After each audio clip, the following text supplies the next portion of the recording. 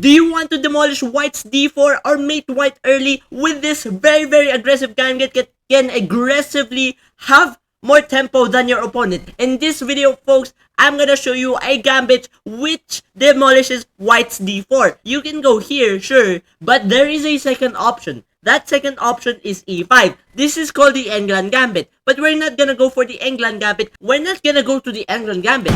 Because if they take, instead of going here with knight to c6, we are gonna go pawn to d6. Gambit another pawn. And so if they take that pawn on d6, we will take back the bishop. We are already in lead in development when we take the pawn on d6 with the bishop. The most possible move here for white is knight to f3. We are gonna go knight to c6, developing naturally with both pieces, still having the more tempo over here. First move that we're gonna be analyzing is knight to c3. We are gonna go bishop to g4 and pin the knight to the pawn, and most likely, and according to the database, they might go e3 to defend the knight on f3. Now what we're gonna do is go and develop the queen on e7. And then we're gonna castle here on the queen side. The most common response after that move is bishop to e2. We will just castle with this open file, and this can be used later on. Like for example, if they go bishop to e2, after that we castle, they might also castle, which some people actually do.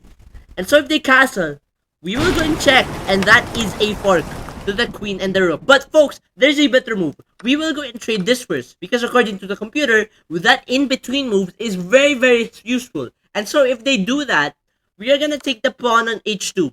That's a check to the king. They have to take the bishop or else they will be losing in material. And so folks, that opens up our rook to the queen on d1. And so folks, we will take the queen and we just won one free pawn. But not only that, we have the king in exposement and +2 advantage according to the computer. Before you say any questions about d5, this is a bad move in itself. They don't get a free pawn, and we're still balanced with the material. Because clearly, we can just develop our bishop on c5, and now we're up in development. And if we go bishop to c5, they will go pawn to c4, trying for a queen gambit style, and we're just gonna go and develop. Look at our pieces. We got 2 pieces developed while their pieces are on the back rank, which is very advantageous. And so if they go here and try to pin our knight on f6, that's fine. We are gonna go knight to e4. And what does that do is try to sacrifice the queen. Why would we sacrifice the queen? Because if they take, we will go for the move bishop takes f2, checkmate. And the king is on check. The king cannot go here and take the bishop because of the knight. And so folks, that is why this position is not very advantageous for white. There's a lot of traps in here that you can look at. You could go deep theory on this or go to another video on this line. What if they don't take the pawn on d6? What if they go knight to f3? Trying to protect the pawn on e5. We will go knight to c6. That attacks the pawn on e5 twice. And so they have to take, right? Because they are being attacked twice. Or they can defend. Folks, most of the people here might take the pawn on d6. And we are just gonna take back. And we still got the same position. There is another move in this position. There is g3 or e3. If they go g3, trying to go here, pin cat to their bishop, then we are gonna go and take advantage of that with bishop to g4, attacking the knight and trying to trade the knight that protects the king. If they go castle there, they will most likely go here, protecting the knight with the bishop on f3. We're just gonna go queen to e7 and try to prepare for a castle. If they go in castle on that side of the board, we will castle back. And most likely, people will go here, trying to avoid from the rook from the discovered attack. We will just go pawn to h5. Very aggressive attack on that side of the board. And if they go knight to c3, which is a developing move, we are gonna go pawn to h4, challenging the pawn on g3. And if they take the pawn on h4 with the knight, we will take back with the rook. And if they take back, we are gonna go queen takes h4. This is a very hard position for white to play through. And now, this might be mate if they don't do something about it. This is mate.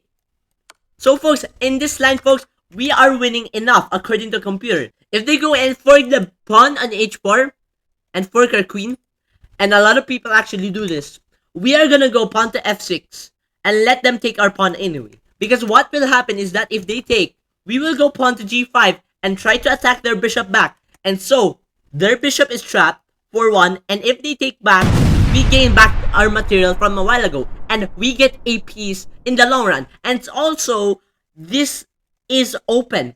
And so folks, let's move on to the other line. So some advanced players might go here to attack our pawn again on g6, trying to take our pawn. And if we take back their pawn, this is a major disadvantage to not make us castle the king. Knight to c6, attacking the pawn yet again. If they do take, which will likely do because of the fact that we are already attacking the pawn on e5 and they have no choice, we will go queen to f6 and keep this in mind because this is a fork on b2 and a fork on the bishop on f4. And if they come back, is the most common response. While some of our pieces are already developed, we are gaining more tempo over here. And not only that, we are gonna take the pawn on d6. Very good advantage to have 3 pieces on the board already in the center. And if they go knight to f3, we will go bishop to g4, attack their knight, pinning the knight to the pawn on e2. And so if they do that, they might go pawn to e3. We will go in castle and try to have this rook aligned on the queen. If you have reached this position, folks, I'm going to guarantee you, we can do the same tactics as a while ago. There's e3. The most common line, if they go there, we will go bishop to g4. And if they go here, bishop to b5. After that move, we are gonna go queen to d7. And if they castle, we will castle back. If they go protect their own knight on f3, we will go knight to f6, develop our knight, and also try to protect their bishop. A lot of people do this. Pawn to h3, attacking the bishop on g4. What we will do is something uncanny, because after this, we will take the pawn on h3. If they take back, they're lost. And we will take back, and this queen is maybe going to mate in a few couple of moves, and it's all lost to our white. You can attack whatever way you like. You could go for the bishop first, you can go for the knight first, or you could go and take this pawn first, or with this rook. I don't know. You have the choices in this one, and I guarantee you, you will win with this position. Folks, in this line, I have mentioned that they can castle. But what if they don't castle but instead go here? Block with the bishop to get away from this pin from the rook over here, or the discover attack from the rook. We will go knight to f6 on this one and try to develop. They will go in castle, we will go pawn to h5. We're gonna support again the bishop like the last line. They're already in trouble because, like for example, if they go e4, we can take the knight on f3. They can take back. But what they missed is that the fact that we can sacrifice our bishop on h2. If they take our bishop on h2, that doesn't only expose their king, but there's a nasty plan over here. Because if they go there, knight to g4, they will take back, we will take back with a pawn. That is check. And now, folks, you're going to guarantee to be winning here, because if they go back with a king here, we're just gonna go queen to h4, and it's very, very, very hard to stop this. If they go f4 though, trying to escape, we can go here. That is what this pawn is for. There is no doubt you can play this gambit, and so I suggest you try it because it's very, very aggressive and a lot of traps will come in the future with this. See you guys in the next video. Please subscribe and like if you want more videos like this, or to motivate me to make more videos like this. See you guys in the next video, and also we have a new Discord community down below in the description. Please try to go there if you want to or not want to. See you guys in the next video. Peace out.